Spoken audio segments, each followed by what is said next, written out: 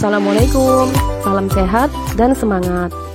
Budidaya ikan atau organisme perairan kadang terkendala karena terbatasnya jumlah air yang digunakan. Selain itu, kejernihan air, suhu, dan kadar oksigen harus selalu dijaga untuk menghasilkan kondisi yang stabil sehingga mencegah kondisi stres dan mewujudkan pertumbuhan ikan secara lebih baik.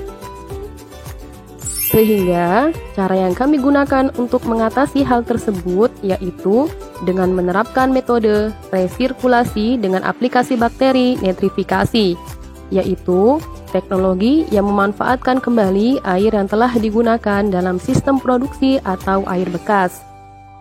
Pakan atau palet yang dimakan ikan tentunya mengandung protein, karbohidrat, mineral, dan nutrisi lainnya.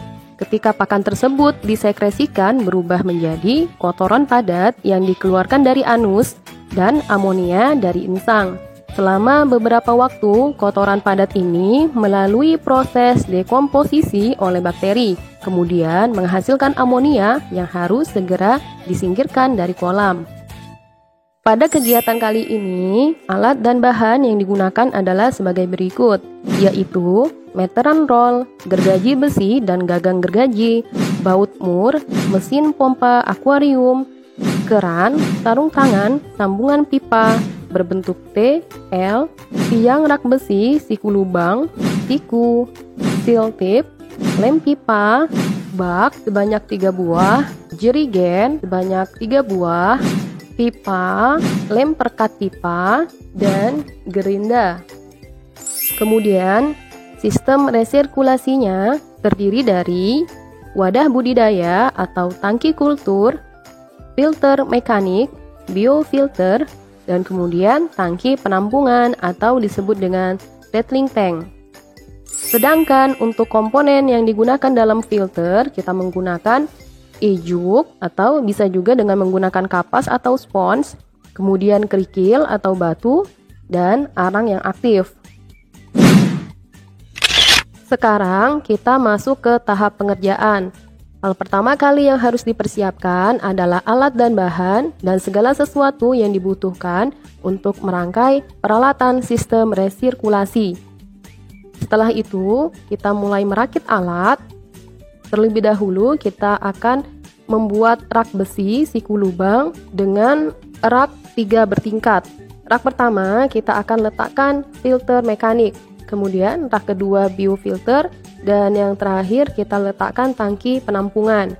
Kemudian di posisi samping kita letakkan tangki kultur atau wadah budidaya. Setelah itu kita lengkapi dengan instalasi pipa yang dilengkapi dengan keran, dan kita lengkapi juga dengan pompa yang digunakan untuk menaikkan air dari settling tank atau wadah penampungan ke filter mekanik.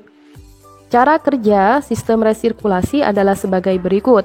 Air dari tangki kultur atau wadah budidaya keluar dan masuk ke settling tank atau tangki penampungan.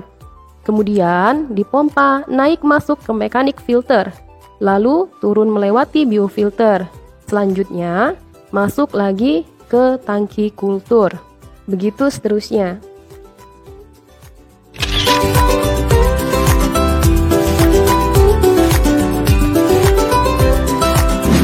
Kesimpulan yang kami dapatkan setelah melewati beberapa kali pengamatan adalah sebagai berikut. Pada sistem resirkulasi yang merupakan metode pemeliharaan ikan dalam wadah terkontrol yang menggunakan air bekas yang melewati penyaringan secara fisik dan biologi akan didapatkan hasil sebagai berikut. Variasi komponen sistem resirkulasi multilayer filter pada perlakuan dengan kombinasi ijuk, kerikil atau batu, dan arang aktif mampu mereduksi amonia serta memberikan pengaruh yang baik terhadap kualitas air sehingga mampu meningkatkan kelangsungan hidup biota air. Dan didapatkan parameter kualitas air yang mencakup aspek fisika, biologi, dan kimia sebagai berikut.